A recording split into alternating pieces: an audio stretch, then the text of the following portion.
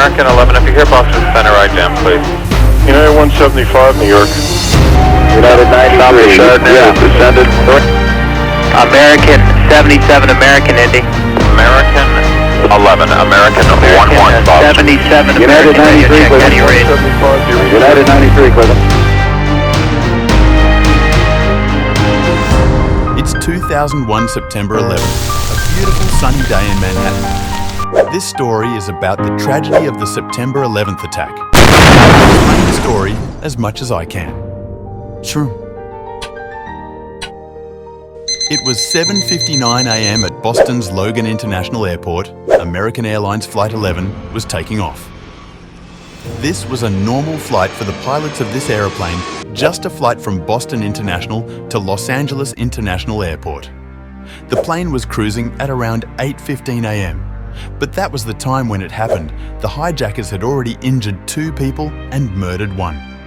They breached the cockpit, and with more weapons than the captain on first officer, they quickly got control. Hijacker Mohammed Atta took over the controls. Many people questioned how the 911 hijackers could fly. Well, there were always a couple of hijackers on one plane, and one of the hijackers always were extremely skilled pilots. In this case, Mohammed Atta was the trained pilot and was flying the plane. Boston Control was already confused.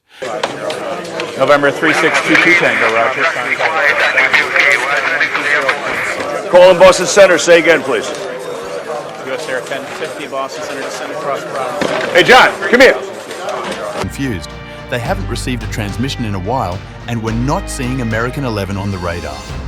They made several transmissions to the hijacked plane, but none were successful. Around this time, the plane was going to hit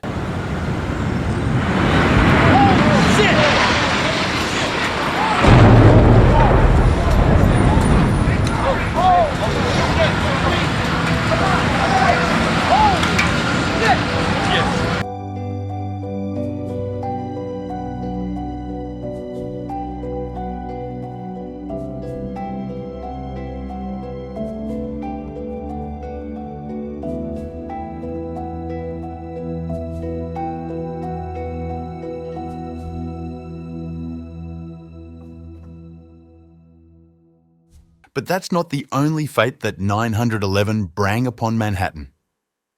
8:14 a.m. United Airlines. Flight 175, another flight from Boston to Los Angeles, and also a 767. United Flight 175 took off with around 64 passengers and crew on board. The plane cruised at around 30,000 feet. 8:42 a.m., the hijackers were set to get up and they moved to the cockpit, and while doing so, injured several crew members. These pilots killed both captains and moved the rest of the passengers and crew on board to the rear of the aircraft.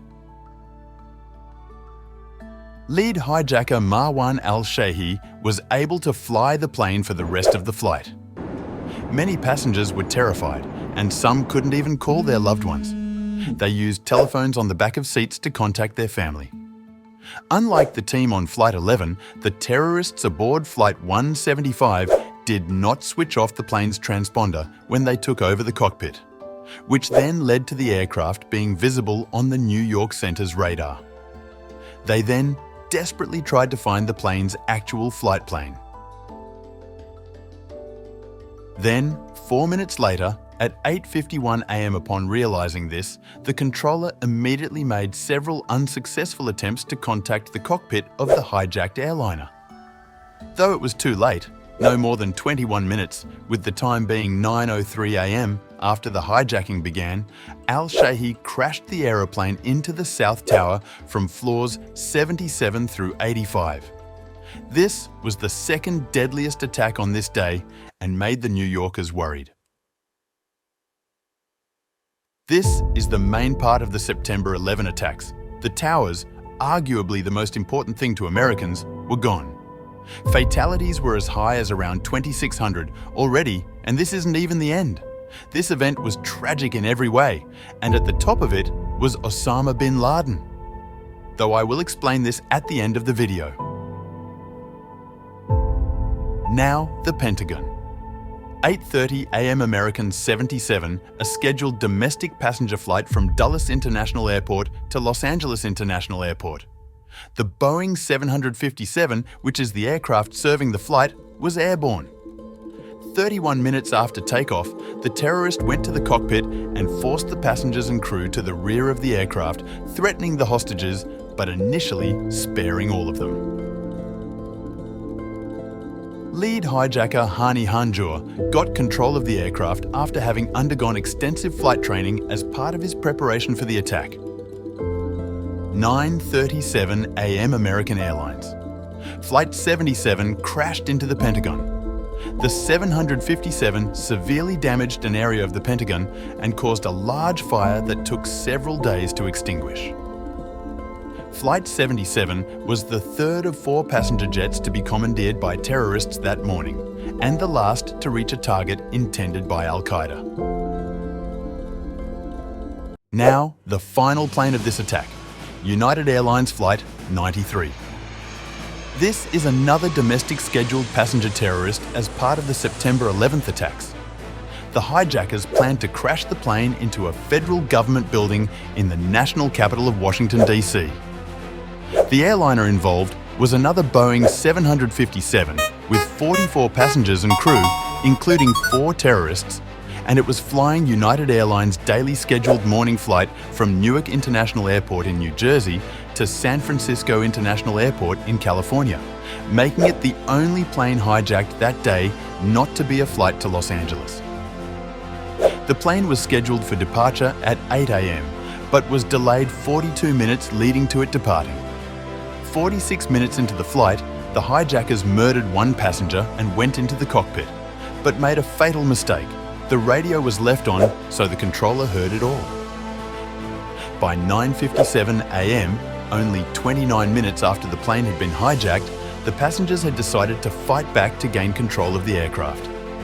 In the ensuing struggle, the plane nose-dived into the ground. One person witnessed the impact from the ground, and news agencies began reporting the event within an hour. All 44 passengers and crew on United Airlines Flight 93 died, including 4 terrorists.